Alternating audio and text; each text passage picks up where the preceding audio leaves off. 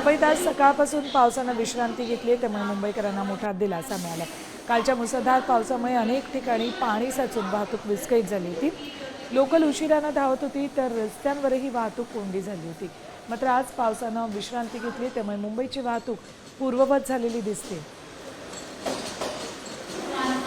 दादर स्टेशनवरून रेल्वे वाहतुकीची काय परिस्थिती सांगतात आमच्या प्रतिनिधी रुपाली बडवे।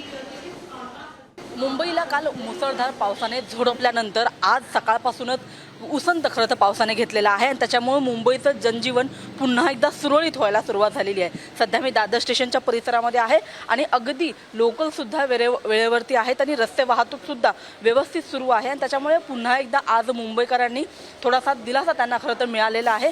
काल दिवसभर झालेल्या पावसामुळे रस्ते वाहतूक असेल, लोकल सेवा असेल, सगळीच कोलमडलेली होती आणि त्याच्यानंतर मुंबईकरांना भयंकर त्याचा सगळ्याचा त्रास सहन करावा लागला होता।